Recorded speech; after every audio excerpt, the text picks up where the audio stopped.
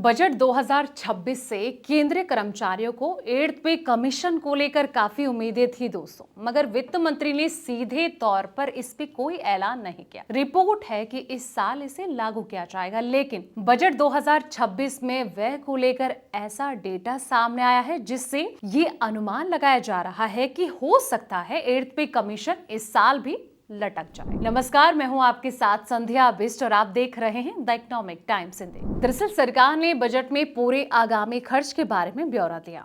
सरकार की ओर से स्थापना व्यय खर्च का भी डेटा जारी किया गया, जो कि वित्त वर्ष 2026 और 27 के लिए 8,24,114 करोड़ रुपए है और वहीं बीते वर्ष 7,82,701 के मुकाबले 41,413 करोड़ रुपए ज्यादा है। व्यय में बढ़ोतरी की रकम पे कमीशन में आने वाले जो खर्च है इसके हिसाब से मामूली है, क्योंकि सरकार का इतना जो पैसा है वो नई नियुक्ति और डीए देने में ही खर्च हो सकता है। साथ ही सरकार ने 8th पे कमीशन के लिए कुछ अलग से बजट नहीं बताया है। ऐसे में ये जो अनुमान है वो लगाया जा रहा है कि इस वित्त वर्ष जो है इसमें 8th पे कमीशन के लागू होने की जो राह है वो मुश्किल होती जा सकती है। कर्मचारियों को इंतजार है दोस्तों कि साल 2026 यानी कि इस साल की शुरुआत के साथ ही तकरीबन 1.19 करोड़ केंद्रीय कर्मचारी और पेंशनर्स को 8th पे आयोग से सैलरी बढ़ने की उम्मीद है। सभी ये जानना चाहते हैं कि जो बढ़ी हुई सैलरी है इसका मैसेज आखिर कब आएगा। महंगाई बढ़ने के कारण फिटमेंट फैक्टर में सुधार की मांग भी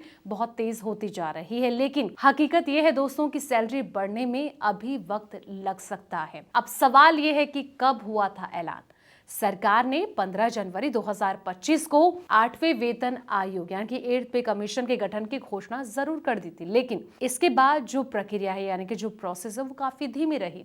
करीब 10 महीने के बाद 28 अक्टूबर 2025 को इसका ऑफिशियल गजट नोटिफिकेशन जारी हुआ। इस नोटिफिकेशन में साफ लिखा है कि आयोग को अपनी रिपोर्ट देने के लिए 18 महीने का समय मिलेगा। अगर अक्टूबर 2025 से 18 महीने जोड़ा जाए तो आयोग की जो रिपोर्ट है वो जुलाई 2027 तक आने की संभावना बनती है। रिपोर्ट आने के बाद सरकार को उस पर फैसला लेने और लागू करने में भी कुछ समय लगेगा, इसलिए सैलरी बढ़ोतरी का जो वास्तविक लाभ है वो 2027 के मिड में या फिर 2028 की शुरुआत से ही मिलने की उम्मीद की जा सकती है। बजट में भी सरकार ने कुछ ऐसा ही संकेत दे दिया है, क्योंकि अगर इस बार व्यय नहीं बढ़ाया गया तो हो सकता है कि 8वें वेतन आयोग के लिए बजट 2027 में कुछ ऐलान हो सकता है। इसको लेकर आपकी क्या राय है, आपके क्या सवाल है, कमेंट सेक्शन में अपनी राय जरूर दें। फिलहाल इस वीडियो में इतना ही। ऐसे तमाम अपडेट्स के लिए आप देखते रहें द इकोनॉमिक टाइम्स हिंदी।